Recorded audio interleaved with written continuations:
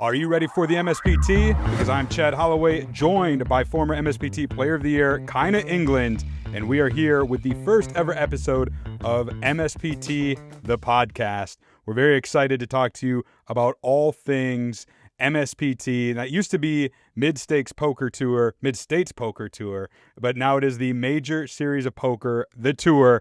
Kyna, we revealed this on the last episode of the PokerNews podcast, and I don't know about you, but I'm pretty excited to get into all things MSPT. Yeah, this will be really fun. There's lots of different stops, lots of different characters to talk about. The MSPT kind of sort of becomes a crew. You see similar people around the circuit. So it'll be really fun to follow those journeys, get to know those people, and talk shit about them behind their back. Well, let me give you a plan for this podcast moving forward. So the plan for the MSPT, the podcast, is every other week on Wednesdays at 11 a.m. Eastern Time, 8 a.m. Pacific Time, or for those of us in the Central Time Zone, which is a lot of the MSPT stops, that will be 10 a.m. So we will release a new episode every other week, and it's going to be all things MSPT. It's kind of like the LFG podcast. I'm wearing the shirt that Jamie Kerstetter and I did a few years back, where we are going to focus specifically on the MSPT, on the mid-majors, and as kind of mentioned, focus on a lot of the players. We'll have interviews with recent winners. We'll talk about some icons. We'll talk about some former player of the years and just superstars from the tour that you will get to know, because there are some big things planned for the MSPT. In this episode, we are going to talk about the recent MSPT Iowa Poker State Championship, which yours truly made a deep run in. We're going to talk about recent tournament winners from over the summer to get you kind of caught up to speed, along with updated Player of the Year, updated all-time money list, and catch you up on a stop that's happening right now, the Colorado Poker State Championship at Bally's in Blackhawk, Colorado. And then towards the end of the episode, we will preview upcoming MSPT stops and also talk about brand new MSPT gold cards.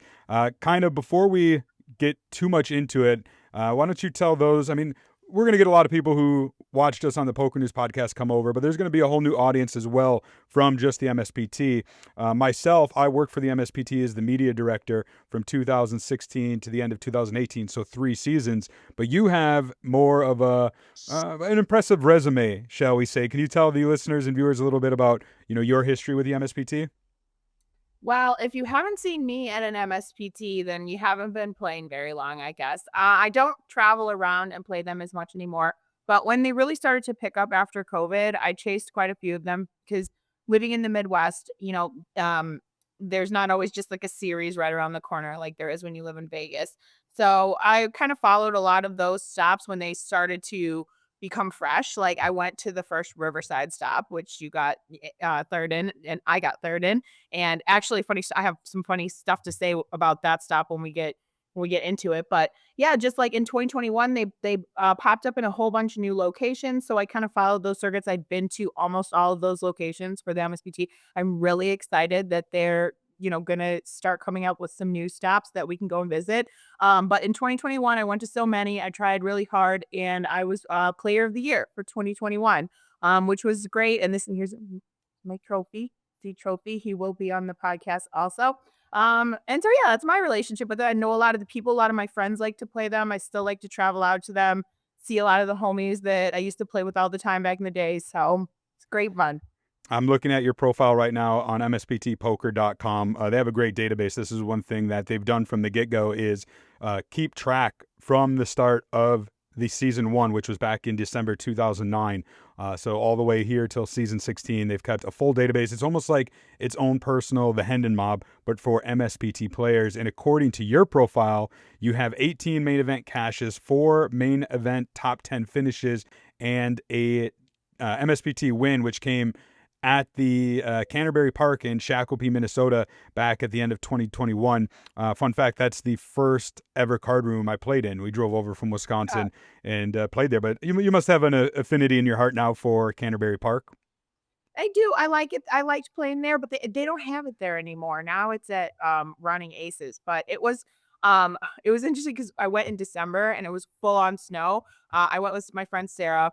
And I remember I was not expecting the snow. I had this little like rinky-dink rental car the parking, the casino was like a racetrack, right? So it was gigantic. The parking lot was gigantic. I remember like busting the first day and trying to walk out and find the car. And I had like my little tennis shoes on and I'm walking through snow and everything. And we had to go the next morning to the Mall of America and buy me snow boots. So that was fun though. You know, different locations, you see different environments. It's, you know, you don't always expect to get dumped on in the snow, but it was definitely fun experience to play there. That's for sure.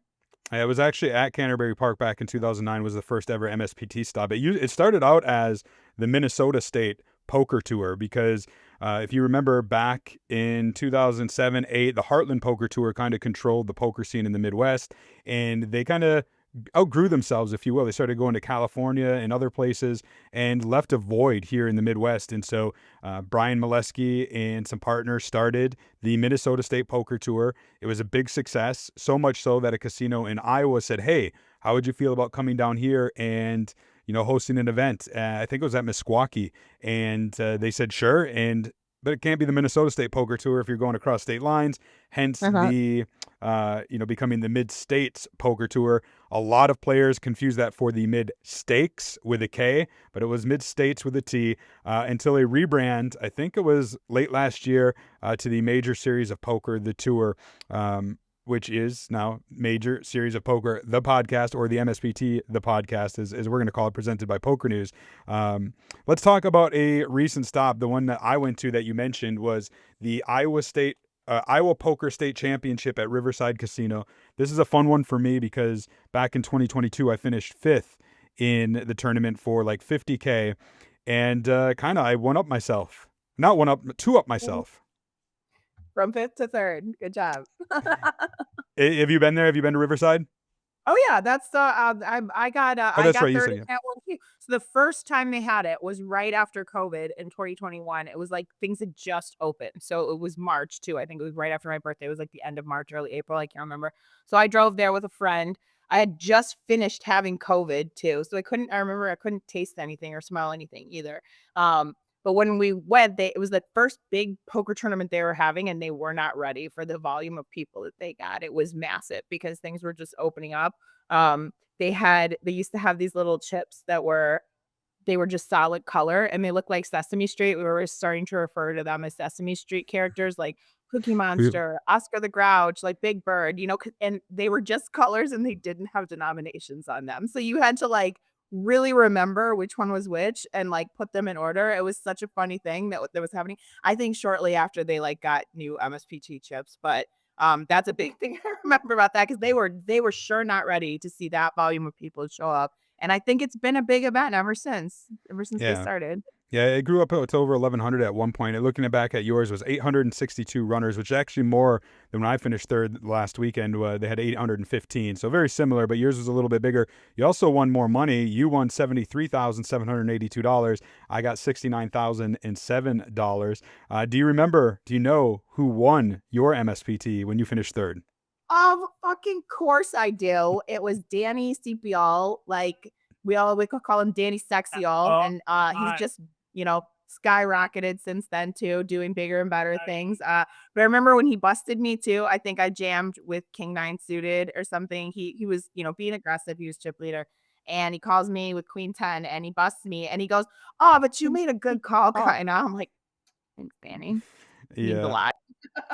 Yeah, a little consolation, right? Like I busted, I shoved from with I think the small blind with Ace Jack. Where the blinds were big at this point, and got a call from the big blinds from Jake Long, and he had Ace 3 of hearts, and so you know got it in good, but unfortunately one heart on the flop, and it came runner hearts, and just like that I was flushed out of the tournament. So bittersweet, but you know I got unlucky in that hand. But to be honest, I got lucky just to get to that point, right? Like it was weird. I begged, or not begged up. I had the chip lead with 27 left when we did the final 3-table redraw, and I had like 2.8 million. It was a huge lead at the time, and then just things went south for me, and I ended up dropping down to like 445,000 with like 20 left, and it was like, you know, damn, this sucks. But I fought, I held on, and you know, got lucky along the way and spun it up. And yeah, I was like, you know, it was one of those tournaments where you're like, okay, I'm about to leave with $7,000. That's great. That's makes me happy. But somehow, some way, you find you find some ladders, and the next thing you know, you're going home with the second biggest score of your career. Yeah, and that was your journey in that tournament, like a whole tournament is a journey. It's like, you're going to have different amounts of chips throughout the whole thing. And you had to go down and have just a little bit and fight your way back up. And that was your journey to third place. But actually, we should get Jake Long on this podcast too, because I know some funny stuff about him that's going on right now. I don't know. I don't want to share it without his permission, but it is MSPT related and it is quite funny. So maybe I can Well, tell that's next time, or I can try and get him to join us at we some can point. 'Cause he's definitely. character too. Yeah, we can definitely reach out to him because we're going to talk about him later on in the podcast because he might be sitting atop of a certain leaderboard that we'll get into. He ended up finishing in second place in this tournament for $94,000, and it was Mike Estes taking it down for $153,000. So I've known Mike for a good bit. I know how much he wanted to win an MSPT title. He's made like 7 final tables since 2001, and he did finish runner-up before, but he had never gotten the title. And like, when we did the 3-table redraw, he got sat immediately to my left. It was funny because he came in short and he said, you should double me up. You got the chips. And I ended up doubling him up twice, and then he goes on to win. But I got to play with him from 3 tables down, and then we did the final table redraw, and as fate would have it, he got seated to my right. And so I played with him like 3 tables down the whole time. He played great, very deserving winner. And, I know that he was super ecstatic, and it was one of those like, all right, if I can't win it, I'm glad that he did. It was just a fun moment, and I want to definitely try to reach out to Mike and have him on the podcast. I like, this is like the beauty of now we're doing podcasts from home is like, I can be the computer too now, Chad. So I think I recognize him. His name sound familiar, and people were talking to me about him. Like I should know him. I'm just so bad lately with names and faces, but I'm Googling him now. And yeah, I think he looks familiar. He's an older guy. Yeah. Yeah. Well, I know one guy that you are familiar with is Farm Boy. Farm Boy. Real name is John Kerfman. So they have one thing the MSPT has now that they didn't have when I worked for them, at least not as many, is a bunch of side events. So a lot of these stops aren't just the main event and satellites anymore. There's actually some great side events, and one of them was a $300 ultimate stack that took place at the MSPT Riverside, and it was Farm Boy taking that down for a little over $10,000 for topping a field of 159 runners. I don't know. I've always liked Farm Boy. He's always been a character from when I worked there, reported on him. Seems like he's at all the Midwest stops, and it seems like he's always in a fun mood.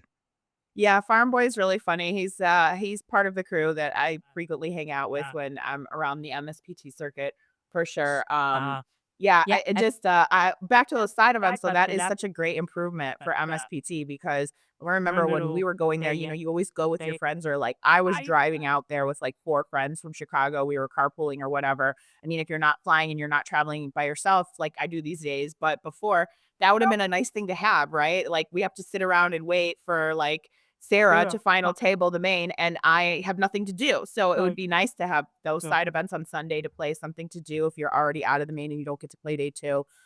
So good for them for adding that on. I think that's a really nice to have. And actually, when I was deep at the Potawatomi one, the beginning of the year, my friend Angela Jordison was there, and she was hanging out, waiting around, and she ended up playing that side event, the last chance 200 on Sunday, and she won the whole thing. So there you go. Good addition. Good job, MSPT. Another side event they had was a $300 seniors, 50 years or older to play monster stack. This is actually part of a new initiative from the MSPT as well. So they have the MSPT, the main tour, but they've also added the MSPT senior tour.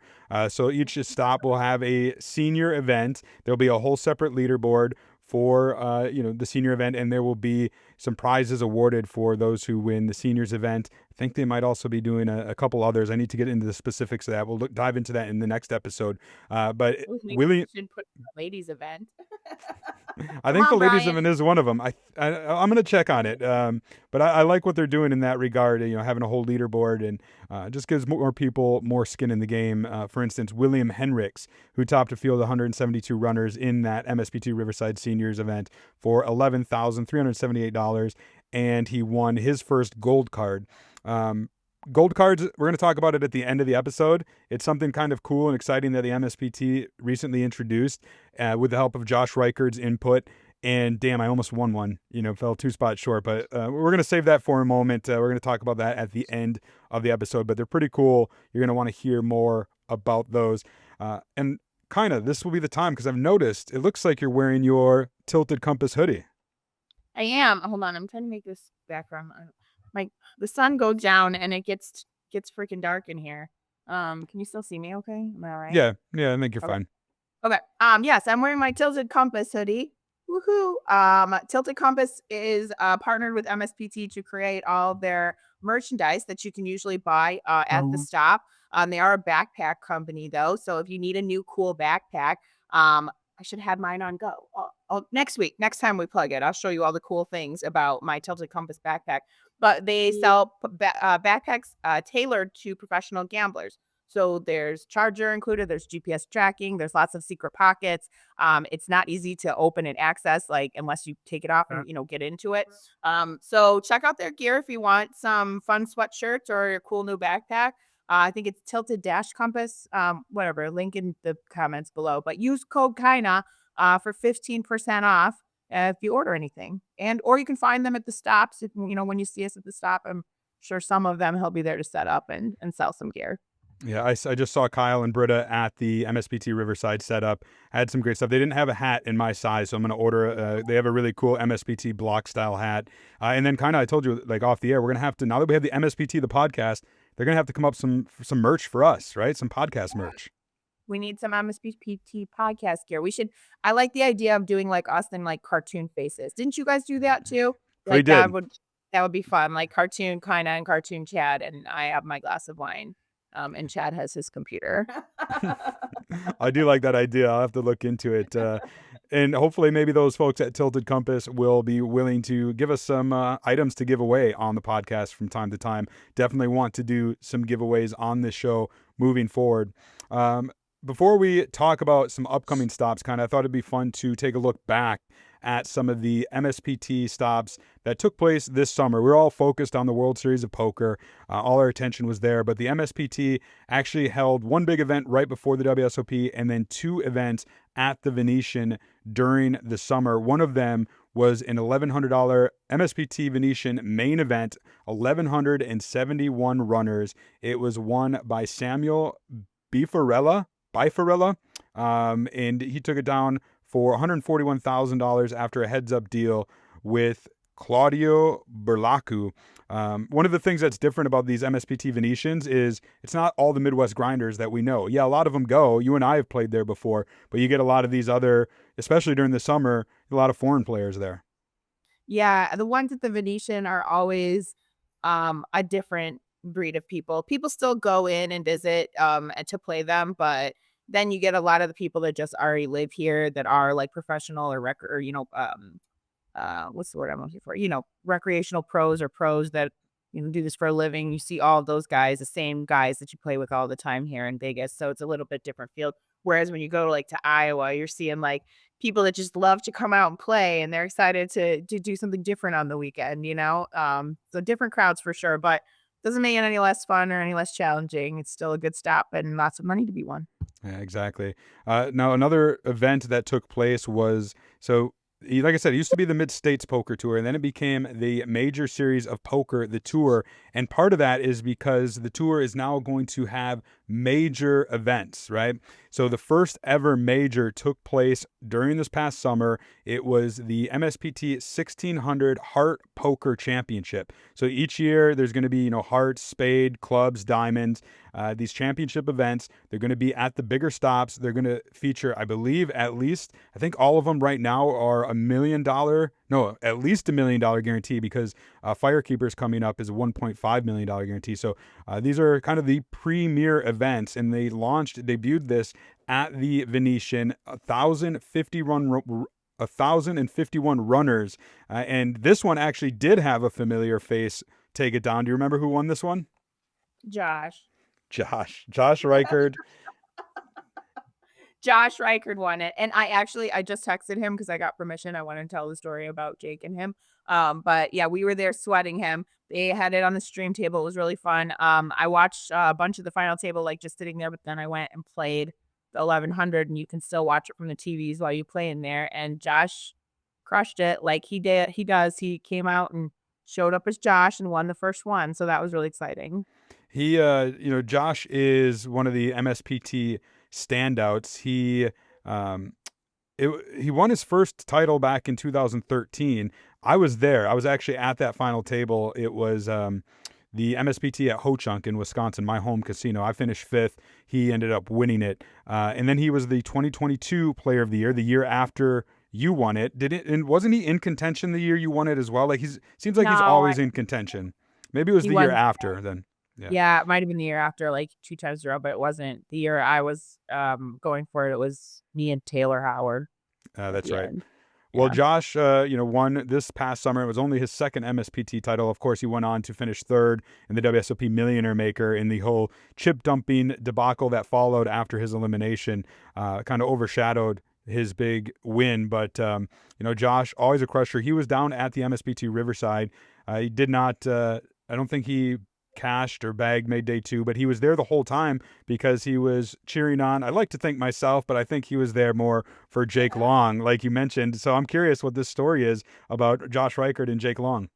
So in the beginning of the year, they made a bet, like a race for Player of the Year, like who could do better. And Jake was leading for the longest time. And we started making fun of Josh because we realized, oh, Josh hasn't won an MSPT since in 10, 15 years now, right? What did you say, 2012, 2013? 13, yeah.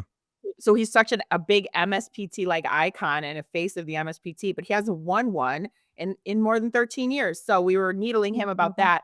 And then he's at this final table and Jake is sitting there like sweating because they have this bet going on. And he's like, oh my God, oh my God. And so it was just funny. But then Jake goes ahead and gets second this past week. So that kind of skyrocketed him. So it really is a funny race now. I guess we'll see how it ends. They still have a whole half a year to go to see who gets higher up in the Player of the Year ranking and who wins that bet.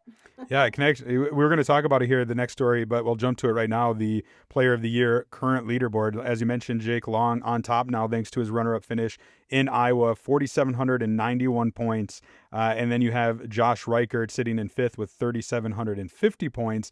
Anthony Scarborough in second. And then sitting in third, the current reigning champ and back-to-back Player of the Year. He's done it the last 2 years. Umut Ozturk with 3,767 points. He always is going deep and always cashing. He cashed again in Iowa. Yeah, he's quite he fires a lot, right? He I think he has a good life where he has the luxury of being able to play his poker and play big stakes, and so he really wants to win. He tries his best. If he can still buy in, he's going to. He shows up. He's always super nice too, which again, it's just like Josh. It's like the guys that are winning all the time and they're super nice. Like, all right, man, like where's this devil you made the deal with, right? Like, come on, get out of here. You can't be both of those things. But he's always super nice and friendly at the table. So I kind of like to see it, I guess. We will keep an eye on the Player of the Year race and be touching upon it every single episode until another winner is crowned. I do want to talk about one other event. This took place right before the summer, and I mention it because it is one of the biggest events on not only on the MSPT, really in all of poker. Like, this is a hidden gem of a stop, if you ask me. And I'm talking about the MSPT at FireKeepers Casino in Battle Creek, Michigan.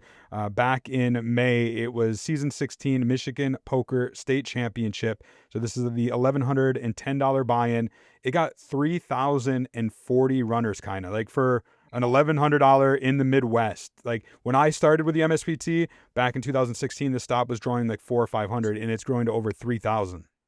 Yeah, that's crazy. When I started going, it was getting up there. It was like in the 2000s, and they didn't have it in the ballroom yet. They just had it in the poker room, and then they would put like reserve tables other places, and there was always a huge alternate list too, like to get in on the last flight. But sounds like they've expanded their space. They've got a lot of room for it. They're getting people in much quicker. They got the hang of it, and it's a good stop, and people travel out to that one. I like that one. I've been 4 or 5 times. I've never cashed that one. No, whatever. Did I win? No, I did not. But it's always big. It's always a good time, and it's exciting. And go out there and see all the Midwest homies. Everybody always goes to that one. I unfortunately can't go this time because October is not a good time for me to go. But maybe I can hit it in May when it comes around again. Yeah, you mentioned it. October 7th through the 12th, it will be back at FireKeepers Casino. And this is the major, the next major. It is the Spade Poker Championship. $1,500,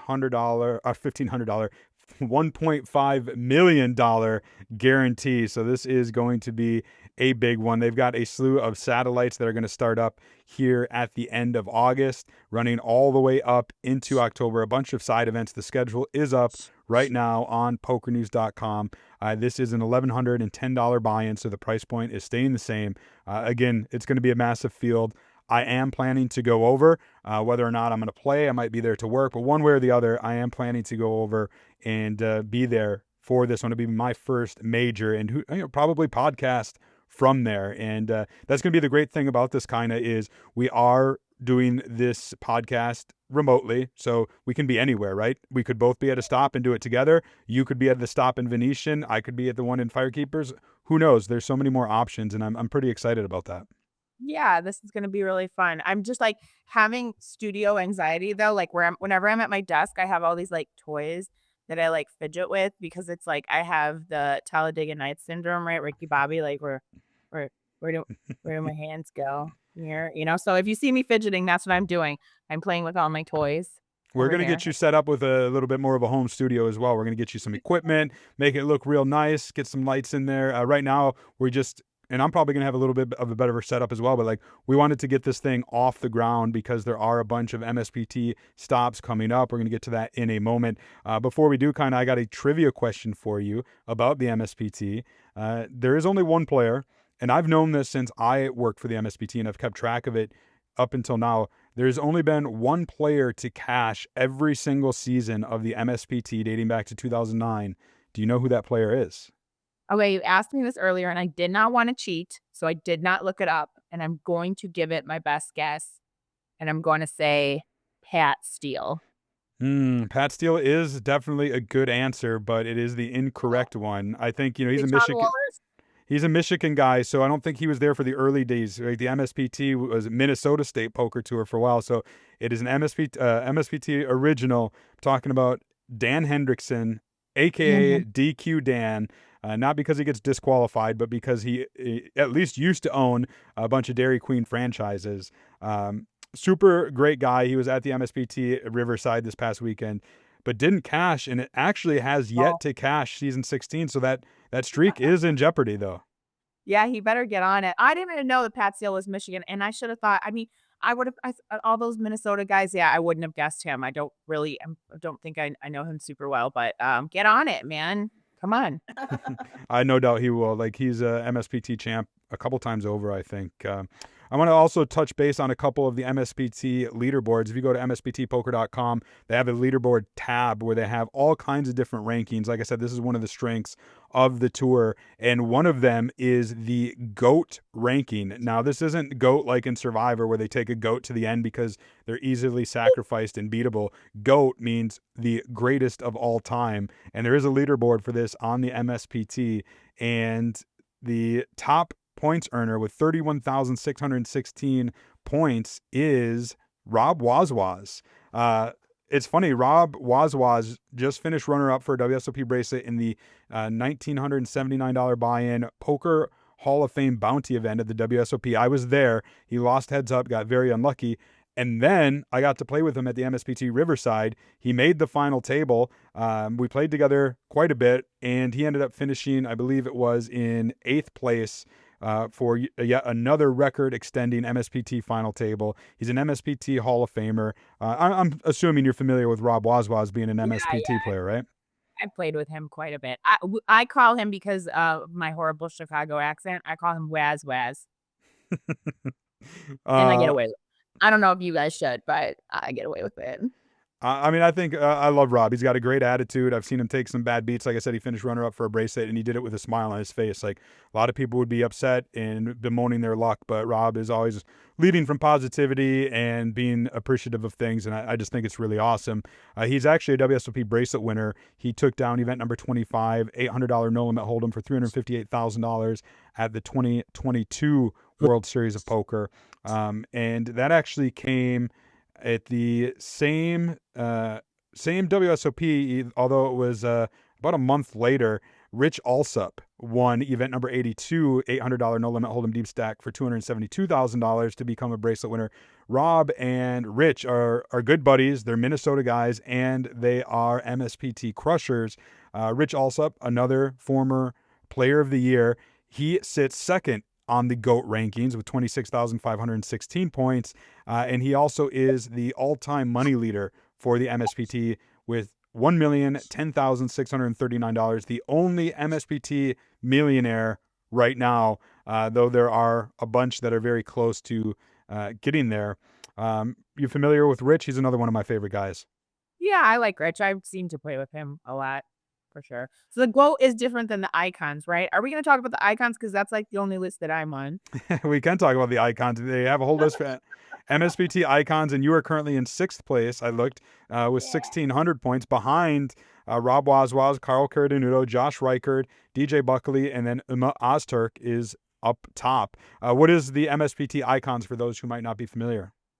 I think that they changed the rules recently, and you have to qualify for icon status, you have to have either one, like a hall, you have to be either in the Hall of Fame or have one player of the year. And then there's something else there's some other way to get in. But then you compete for points for, I think it's a 10K WPTC for the end of the year, but it's still a cool thing. And I was really happy I just thought it was cool to see my name on that board because like I don't play nearly as many as all of those guys anymore. And I played probably like 4 MSPTs this year and I've only cashed 2. So go me go. I just pulled it up while you were talking. So the MSPT icons it says this season, season 16, they expanded the list of eligible icons who have the opportunity to compete for the Icon of the Year title and a top prize of a $10,000 main event seat. To be listed as an icon, a player must be established as one of the following: MSPT Hall of Fame, MSPT Player of the Year, or be listed in the top 20 of the MSPT GOAT list as of the end of December last year. So all those players are eligible for this season, and then there'll be some eligible players for next season. So this is really to reward those players who have established themselves as the greatest players on the MSPT, and kind of you're definitely in there with them. Yeah, I mean, it's nice to represent for the ladies, and I think be the only lady on there. I think they changed the rules to widen the amount of people that got to qualify for that and participate in that contest. But it's unlikely I will win that unless I ship the next 2 MSPTs I play, which who knows, we could do it. But it is still fun. It is still a fun leaderboard to look at. It is fun that MSPT does different promotions and ways to get their people more involved and become loyal and want to keep following these circuits and playing the events, not just because the events are great, not just because the people are great, but because there are additional prizes that you can win for being consistent. Yeah. I like it, and you'll have to get it in there. You got to earn some more points if you want to top that list.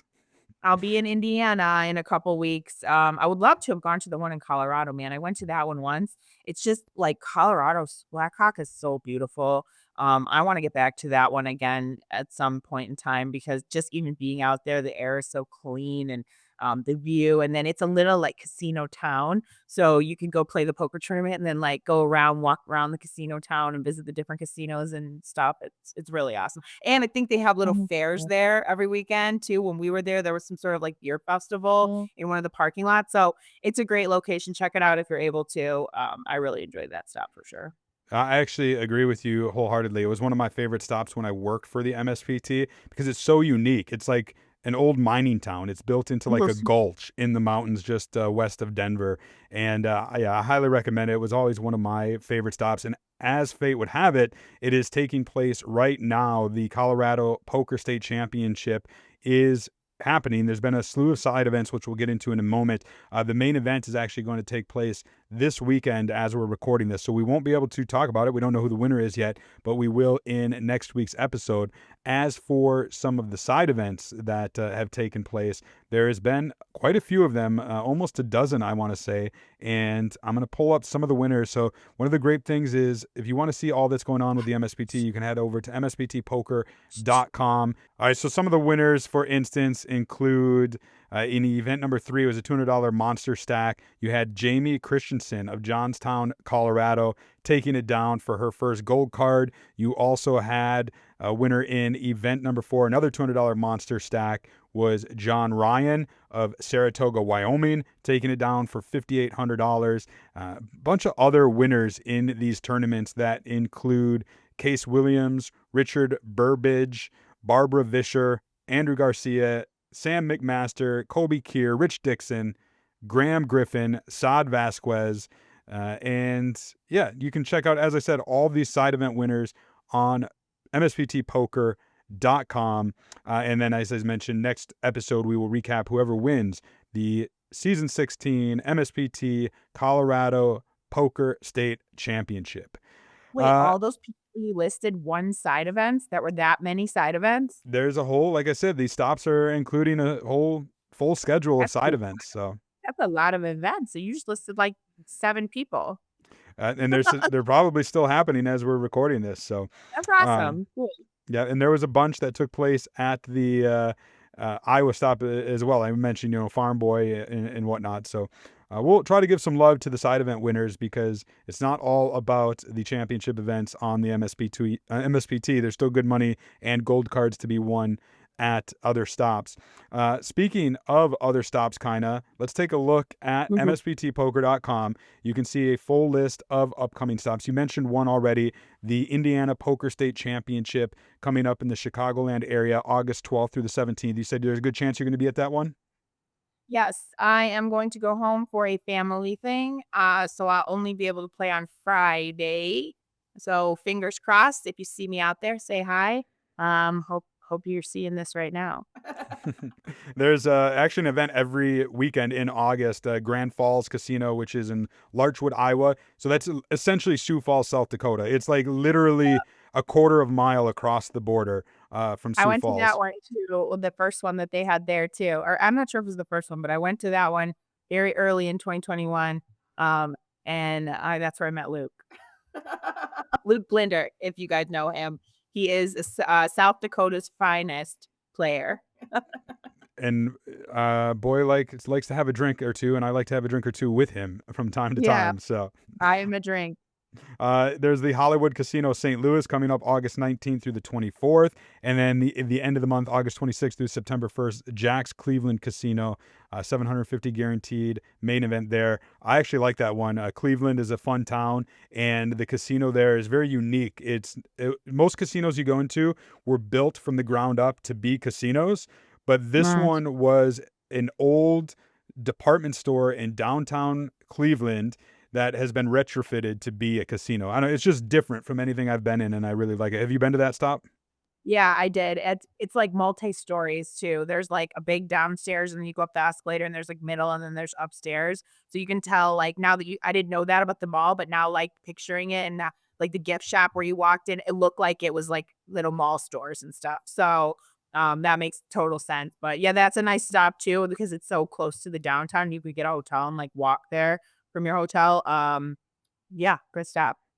The 100 Grand Stack Series will return to Saquon Casino in San Diego, August 28th through September 7th. Then the Nevada Poker State Championship at the Venetian, September 5th through the 28th. And then one I'm very much looking forward to and definitely will be at the Wisconsin Poker State Championship, $1 million guarantee at Potawatomi Casino in Milwaukee. It's literally an hour straight down the interstate from where I live. Really excited. Obviously I'd love to win another bracelet. I would love to win a WPT title, what have you. But like, if I had to win an MSPT title, I would love to win the Wisconsin Poker State Championship, being from Wisconsin and all. Then October 7th through the 12th is we already talked about it, the MSPT FireKeepers Casino, the Major Spade Poker Championship, $1.5 million guarantee. That's going to be huge. And then one that was just announced, which is quite exciting because it's the first time the MSPT will hold a stop outside of the United States. They are headed to the Playground Poker Club, which was voted the best poker room at the Global Poker Awards, for a major, $1 million guaranteed, October 9th through the 19th. It's going to be a festival. It's the Canadian Poker Championship. The schedule for that is going to be released soon. I know you haven't been to Playground. We've talked about that on the PokerNews podcast before, but I don't know. This is pretty big news for the MSPT. Wouldn't you agree? Yeah, Yeah, send us PokerNews. I'm ready to go. That's right That after my job stops getting busy, so I could go. yeah, I mean, I'm going to talk to Brian and see about getting up there because it is a lot of fun. And then Yeah. closing out the year, back to Riverside Casino in Iowa, which I'll, of course, go down there again, October 28th through November 2nd. And then the season finale at Running Aces Casino in Minnesota, the Winter Poker Classic, December 4th through the 14th. That's always a fun stop as well. And then they also have stops announced for next year already. There's going to be a major at Talking Stick Resort in Arizona, which is in the Phoenix area, and it's the Diamond Poker Championship. I don't know, that one's awesome because Talking Stick has always held like the Arizona State Poker Championship, and it's always been a standalone event. They've never brought in a tour, and so for the MSPT to be going there, I thought that was pretty big news, and I would imagine a lot of the Las Vegas crowd might make that drive down there for that one. Yeah, me and a bunch of the girls already talked about it. We're probably gonna go to that one for sure because I've never been to Talking Stick. And this is, giving me a good reason to go. So, yeah, but that's not for a while, right? Not till January. Yeah, if that, let's see, that one is, I just had it pulled up and then I clicked off of it. It is coming up in January 29th through February 1st. Yeah, so not for a while, but we'll see you soon, Talking Stick.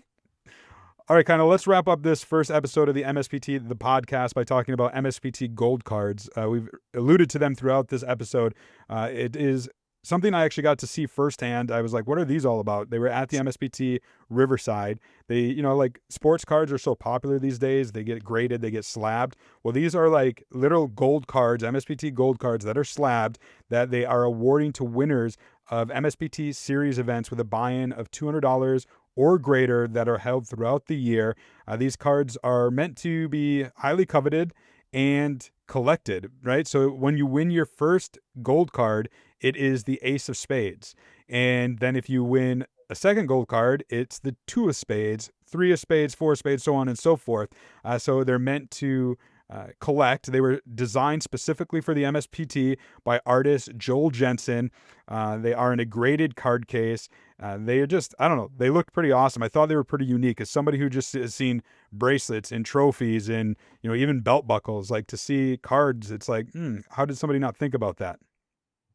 Yeah, it sounds pretty cool. So you just get one. Doesn't really matter what tournament it is you win, right? So your first one ever. So everybody gets the Ace of Spades. So pretty much they've got to make like a billion Ace of Spades.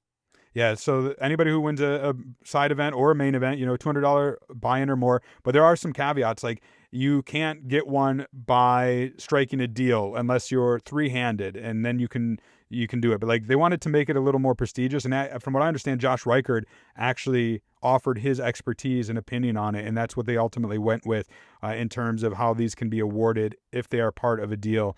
So they wanted to keep some prestige with these, and anybody who also gets Player of the Year or Hall of Fame status will also receive a gold card representing their accomplishment. I don't know if that means you'll get one, Kyna, if they'll be applied retroactively or if it's just moving forward. But I mean, a gold card would look pretty nice on your shelf. Yeah, I mean, there's not that many Player of the Years. They could give us all one. Yeah, that is very true. So I would like to get one. I fell 2 spots short of winning a gold card, but alas, it'll have to wait. But I'm not going to complain. I got $69,000 to help soothe the pain. So